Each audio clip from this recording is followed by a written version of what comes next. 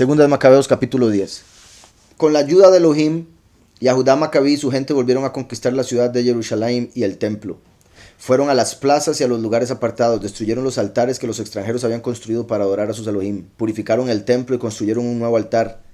Y como hacía 2 años, como los 2 milenios que han pasado desde la primera manifestación, y como hacía 2 años que no presentaban ofrendas a Elohim, hicieron fuego frotando 2 piedras. Con ese fuego encendieron la leña, ¿verdad? Entonces, cavernícola, haciendo las chispas, porque hay unas piedras que hacen bastante chispa. Bueno, quién sabe cuáles fueron las que usaron, pero imagino quizá unas parecidas a esas que estoy diciendo. Hicieron fuego frotando 2 piedras. También qué particular que se pueda realizar fuego frotando 2 piedras o frotando 2 maderos, ¿verdad? Como primero y último, la piedra angular y la piedra última, piedra cabeza, como dicen Zacarías, o el madero de Mashiach y el sacrificio, o madero, metafóricamente hablando, del último. Entonces, también como en Ezequiel 37, donde dice que agarre el madero de Yahudá y el madero de Yosef y en su mano se harían uno. Y como a través del primero y el último se recibe el entendimiento, sabiduría y entendimiento. Al frotarlos juntos, el conocimiento del Todopoderoso, representado por ese fuego que prueba el oro. Entonces dice, y como hacía 2 años que no presentaban ofrendas a Elohim, hicieron fuego frotando 2 piedras. Con ese fuego encendieron la leña y quemaron las ofrendas que presentaron ante Elohim. También quemaron incienso. Encendieron las lámparas y colocaron en la mesa los panes dedicados a él. Después se inclinaron hasta tocar el suelo con la frente y le rogaron a Elohim que no los volviera a castigar con tantas desgracias. También le pidieron que, si volvían a pecar, los corrigiera con bondad, pero que jamás los volviera a entregar a los extranjeros, pues estos eran crueles y no respetaban a Elohim. La purificación del templo se llevó a cabo el día 25 del mes de Kislev, ¿verdad? Que es el 9º mes, este mes en el que estamos, 25, que es cuando se empieza a celebrar Hanukkah. Hanukkah, que significa dedicación. La purificación del templo se llevó a cabo el día 25 del mes de Kislev, es decir, en la misma fecha en que los extranjeros malvados le habían faltado el respeto al templo adorando a otros Elohim. La misma fecha en que los extranjeros malvados, Grecia, le habían faltado el respeto al templo, Mashiach, adorando a otros Elohim. Entonces, cuando se adora a otros, se le falta el respeto obviamente a Yahweh y a Mashiach. Hacía poco tiempo que habían celebrado la fiesta de las enramadas escondidos en las montañas y en las cuevas. Que eso viene siendo como el verdadero cumplimiento de la fiesta. Eso viene siendo una representación del segundo éxodo que va a suceder durante la fiesta de enramadas, Sukkot. Hacía poco tiempo que habían celebrado la fiesta de Sukkot, escondidos en las montañas y en las cuevas, como si fueran animales salvajes. Por eso, para celebrar la purificación del templo durante 8 días, como los 7 de Sukkot y el de Shemini Atzeret, 8, durante 8 días hicieron una fiesta muy parecida, en la que todos llevaban en las manos hojas de palmera y ramas verdes adornadas con limones. Y eso porque en ramadas se agarran ramas de árboles para hacer Sukkot, ¿verdad? En ramadas o lugares de habitación por unos días. En las manos hojas de palmera y ramas verdes adornadas con limones. Vean que en Apocalipsis 7,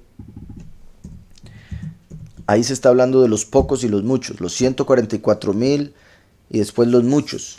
Dice, después de esto miré en el verso 9 de Apocalipsis 7, y vi una gran multitud, los muchos, la cual nadie podía contar, de todas las naciones, tribus, pueblos y lenguas. Estaban delante del trono y en la presencia del Cordero, vestidos de ropas blancas y con palmas en sus manos. Vean cómo ahí dice, tenían palmas en sus manos. Estaban celebrándolo como si fuera Sukkot. Esto indicaría que es en la fiesta de Sukkot donde se da la cosecha y por eso se presentan con palmas en las manos. Pero estos son los muchos que tienen que pasar por muerte, por eso se les dan vestiduras blancas y no lino finísimo, por si algo. Entonces dice, hojas de palma o palmeras y ramas verdes adornadas con limones. Era tanta su alegría que cantaban himnos a Elohim por haberles permitido llevar a cabo la purificación del templo, y todo el pueblo yahudí estuvo de acuerdo en celebrar esta fiesta cada año. Todo el pueblo yahudí estuvo de acuerdo en celebrar esta fiesta cada año. Y vean que aquí estamos hablando de un pueblo que estaba en contra de las fiestas falsas, de las celebraciones a falsos Elohim, que estaba completamente en contra de la idolatría, de lo pagano, etc. Y ellos estuvieron de acuerdo en celebrar esta fiesta. ¿Por qué? Porque nos recuerda el triunfo en contra de la falsedad, de la apostasía, de la mentira, de las tradiciones de hombres, etc. Dice, ya les habíamos contado cómo murió el rey Antíoco, conocido como Epífanes. Ahora les vamos a contar lo que le sucedió a Antíoco Eupator, hijo de ese rey malvado. También haremos un resumen de las desgracias causadas por las guerras. Cuando Eupator se convirtió en el nuevo rey, puso como jefe de gobierno a Lisias, que era jefe del ejército y también gobernador de las regiones de Celesyria y Fenicia. El anterior jefe del gobierno fue Ptolomeo Macrón. Oiga usted, el príncipe de Francia. Qué interesante que aparezca ese apellido ahí, ¿verdad? El anterior jefe de gobierno fue Macrón, Ptolomeo Macrón, que había sido el primero en tratar con justicia a los Yahudim durante su gobierno. Como se llevaba bien con ellos, quiso reparar los daños que les había causado. Y como esto no les gustó a los oficiales del reino, lo acusaron de traidor ante el rey Antíoco Eupator. Decían que tiempo atrás Filometor, rey de Egipto, le había encargado el gobierno de la isla de Chipre, pero que Ptolomeo había abandonado la isla y se había pasado al lado de Antíoco Epífanes. A causa de estas sospechas, Ptolomeo Macrón vio que no podía desempeñar bien su cargo y por eso se quitó la vida tomando veneno. Cuando Gorgias se convirtió en el jefe del ejército de la región de Idumea, Edom, contrató soldados extranjeros y formó un ejército. Cada vez que podía atacaba a los Yahudim. También los habitantes de la región que se habían quedado con importantes fortalezas les causaban problemas a los Yahudim. Además, para que continuara la guerra, los de Idumea daban refugio a los delincuentes que huían de Jerusalén. La gente de Yahudá Macabí le pidió a Elohim ayuda para conquistar las fortalezas de la región de Idumea. Entonces atacaron esas fortalezas y las conquistaron, vencieron a los que defendían las murallas y mataron a todos los que caían en sus manos. Ese día mataron a más de 20,000 enemigos. Pero unos 9,000 hombres lograron esconderse en 2 torres muy bien protegidas. Allí tenían todo lo necesario para resistir un ataque por mucho tiempo. Yahudá Macabí se fue a donde era más urgente su presencia, pero dejó suficientes soldados para atacar las torres. Nombró como encargados del ataque a su hermano Shimón y a 2 soldados más, Yosef y Saqueo.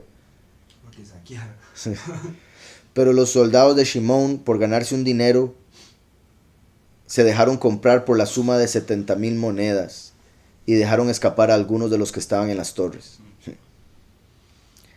Shimón, los soldados de Shimón. Al enterarse de esto, Yahudá Macabí reunió a los jefes del ejército y acusó de traidores a los que dejaron escapar a los enemigos. Por su traición, los culpables fueron condenados a muerte.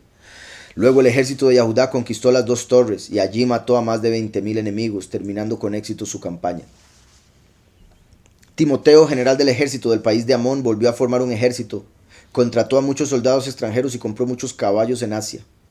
Con este ejército marchó contra Yahudá, pues planeaba quedarse con esa región por la fuerza. A este Timoteo los Yahudim lo habían derrotado antes. Cuando Yahudá Macabí y su ejército supieron que Timoteo se acercaba, oraron a Elohim, se vistieron con ropa áspera y se echaron cenizas en la cabeza. Se arrodillaron delante del altar y le rogaron a Elohim que a ellos los tratara con bondad, mientras que a sus enemigos los tratara mal. Le pidieron con fuerza que se pusiera en contra de los enemigos de su pueblo, tal como dice la ley.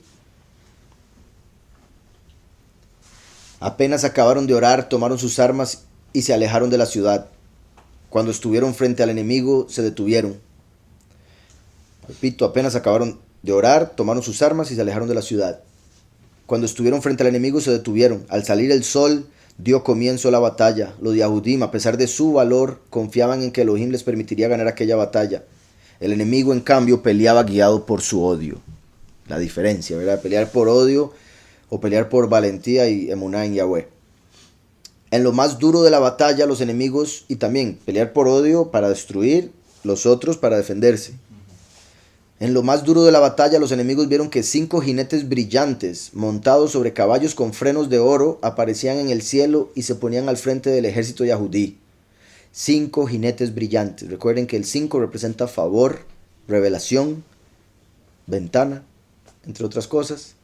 Montados sobre caballos con frenos de oro, el oro que representa el reino, aparecían en el cielo y se ponían al frente del ejército yahudí. Luego vieron cómo estos jinetes se colocaban alrededor de Yahudá Macabí y lo protegían con sus armas. Nadie podía hacerle daño a Yahudá, pues los jinetes lanzaban flechas y rayos contra los enemigos. Imagina qué poderoso. Como los enemigos no podían ver por causa del resplandor, se fueron cada uno por su lado, llenos de confusión y en completo desorden. Vean como dicen, lo más duro de la batalla, los enemigos vieron. Eso indicaría que los Yahudim no vieron nada.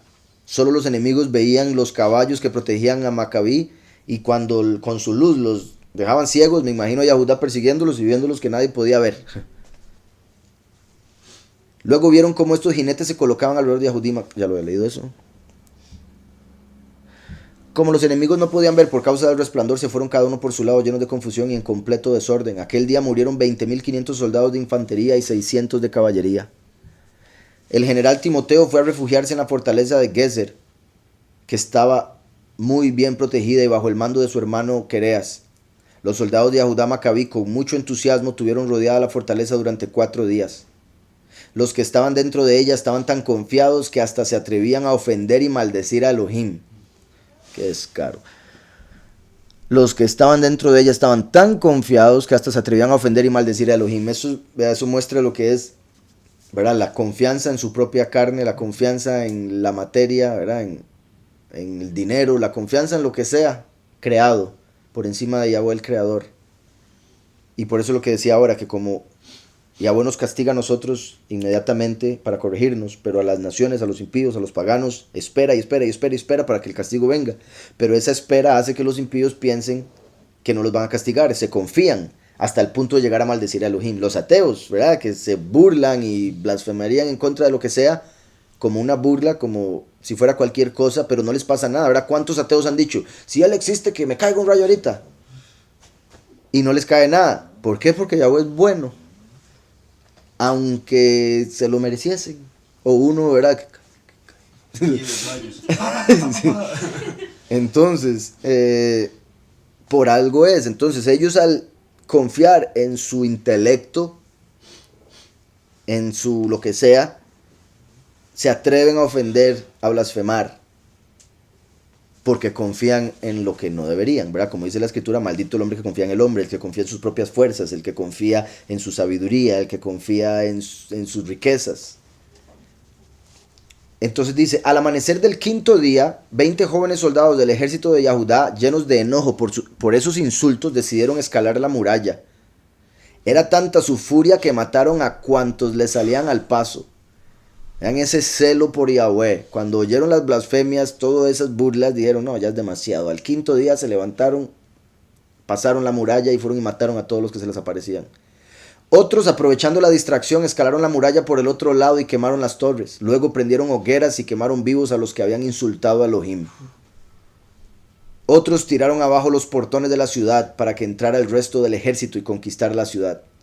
Timoteo se había escondido en un pozo de agua, pero lo sacaron de allí y lo mataron junto con su hermano Quereas y un soldado llamado Apolófanes. Después de este importante triunfo, los Yahudim cantaron himnos y alabanzas a Elohim por haber actuado en favor de Israel.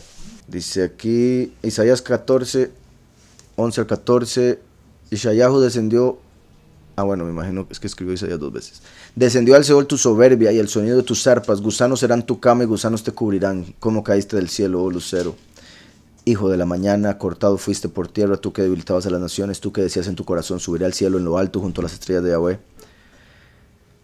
Levantaré mi trono y en el monte del testimonio me sentaré a los lados del norte, sobre las alturas de las nubes, subiré y seré semejante al Altísimo. Así es, igual que Antíoco. Me imagino que por eso lo puso, por los gusanos. Y eso obviamente es la profecía que Yahweh hace en contra de Heilel. De hecho es ahí donde aparece el nombre Heilel.